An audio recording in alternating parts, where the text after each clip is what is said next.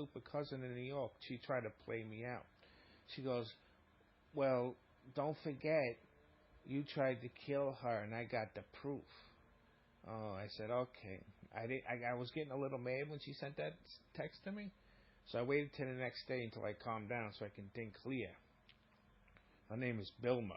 Bilma, not the nice one. Not Yo Cassie. Her name is Bilma. That's the one in New York. So, in a nice, calm way, I sent a real short text, and I said, "How can you have proof if it never happened?" Perfect, right? Because I knew she didn't have proof. Because there is no proof. That's number one. Number two, you know what? She's stupid. She's stupid, just like Rosario. You know what she says? She goes, "Well, she sent me the photos."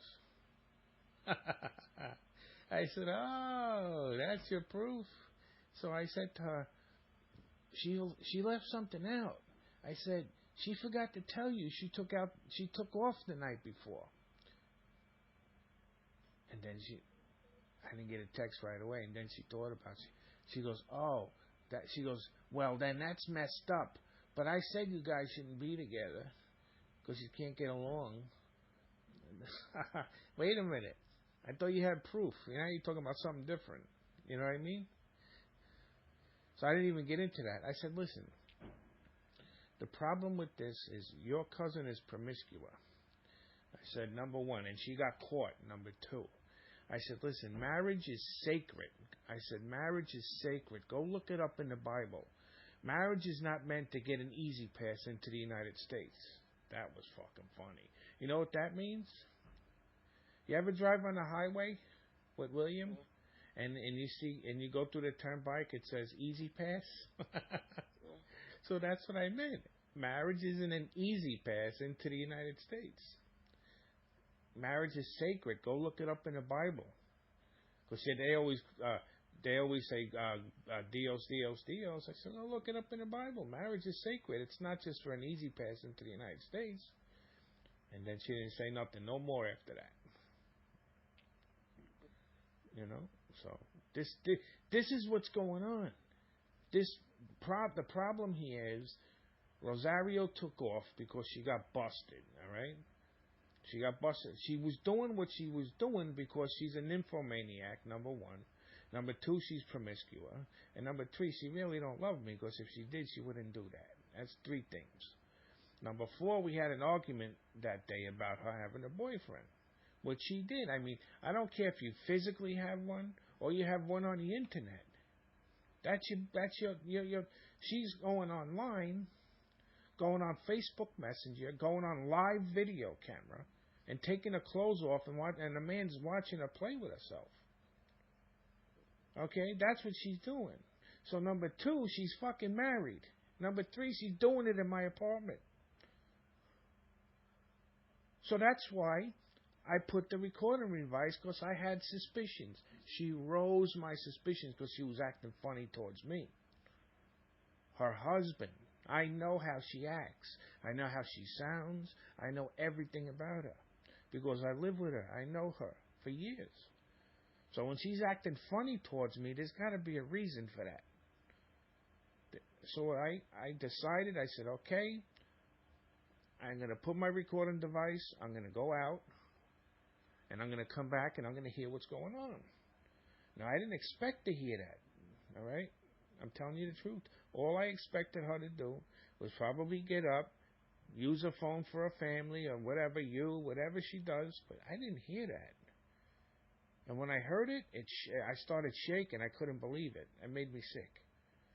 So that was September 2nd, all right? She was doing this before I caught her. Especially with that guy, because they started chatting on Facebook Messenger at the end of July. But they've been talking before that, because that guy worked on her job. They saw each other every day. So when I used to drive her to fucking work, they were both there together at the job.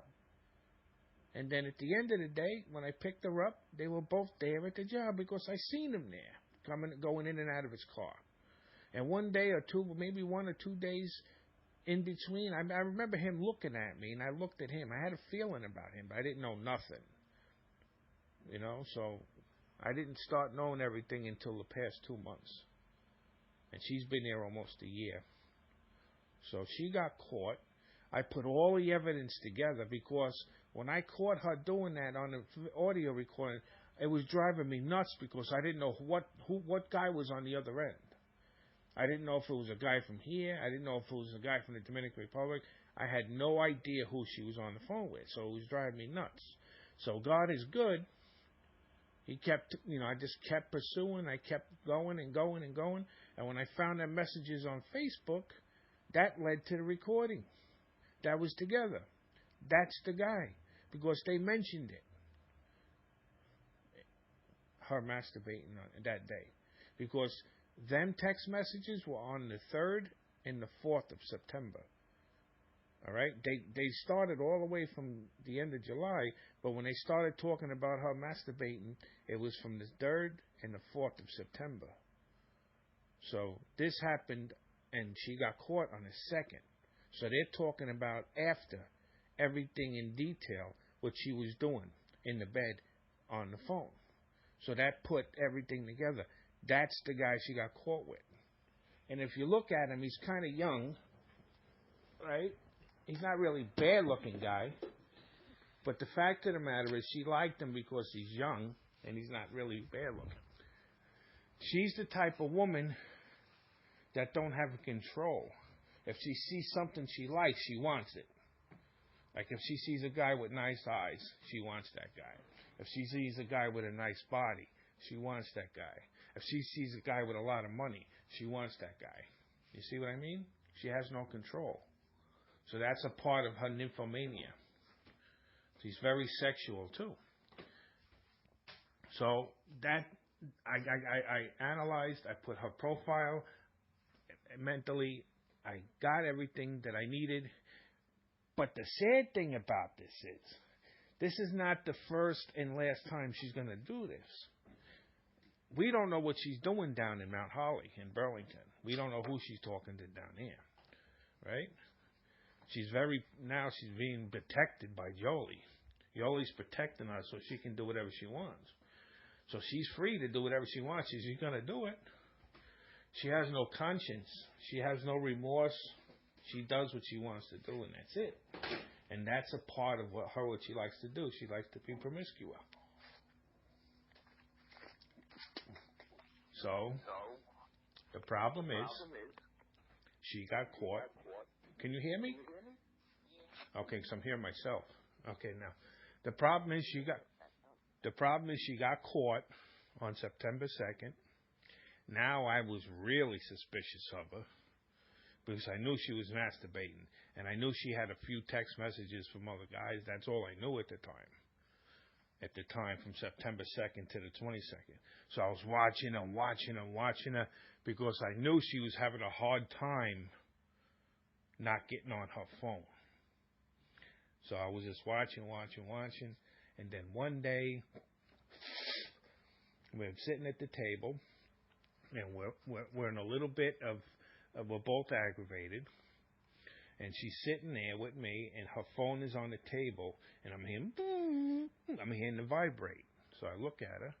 I said, "Who is that? Who keeps texting you like crazy? Answer it." She goes, "It's my business. It's my phone." I said, "Well, if it's your family, why don't you answer it?" I knew it wasn't a family. Right? So she got real mad. She got up, and she smashed her phone on the kitchen floor. Right? She picked it up again, and she smashed it on the floor again. Then she picked it up again. Then she went over the sink. She poured water on it, and then she tied it in a bag, and she threw it in the garbage. And she flipped out on me. I said, "What the fuck did you do that for?" I said, "Your phone's locked. I'm tired of you accusing me in the phone."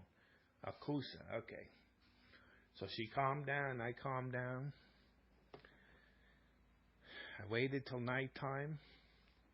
She went to sleep. I went in the garbage. I took the phone out.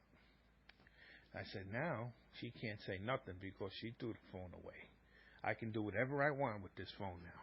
It's my phone now. She threw it in the garbage. If you throw anything in the garbage, Anna, it's no longer your property. That's why when police are watching somebody and they don't have a warrant to go and go into the house, if they don't have, they just have suspicious and they can't do a warrant, they wait outside and they go in the garbage and they get the information. Like people, they'll throw letters out or they throw evidence in the garbage. So the police go and take it out of the garbage because once you throw things in the garbage, it's no longer your property. It's public now. You understand? So can you hear me, Anna? Yes. All right. So when she threw the phone in the garbage, it was no longer hers. So I had the next day I drove her to work and I had the phone the whole day on me. And I'm deciding, what should I do with this phone? Because she destroyed the phone, but she didn't destroy the SIM card and she didn't destroy the memory. I can go and have that taken out of the phone and put on a computer. I can get all that information, what she did on WhatsApp and everything. But I didn't do that. I said, okay, I felt a little bad for her. I didn't know too much at the time. I was feeling a little bad. I said, I don't want to really invade her privacy like that. I said, I'm not going to do it. So when I came back, I picked her up. She said, oh. She goes, and she's acting all calm, and then we get to the house, right? She runs right to the garbage. And I'm in the room sitting on the couch, and I'm laughing, right? I hear her going through the garbage, right? So she comes in the room, she puts her hands on her lips. She goes, okay, where's my phone? I said, what phone?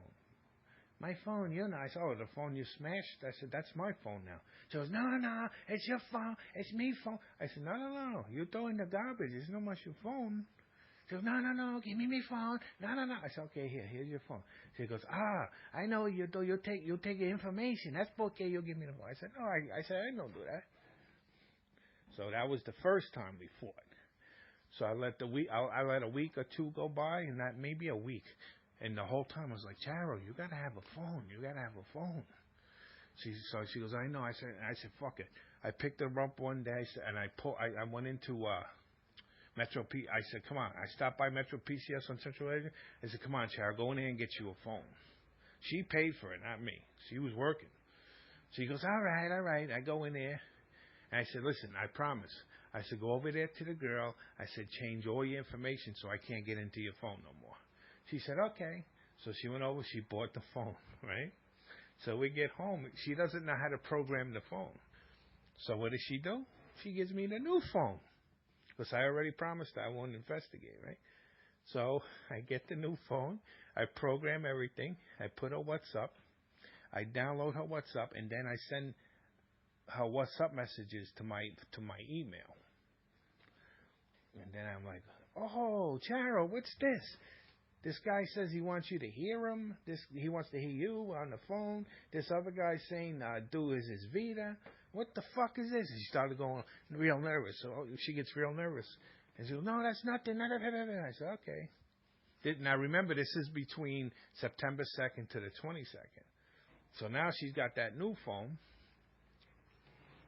And I'm watching her every day.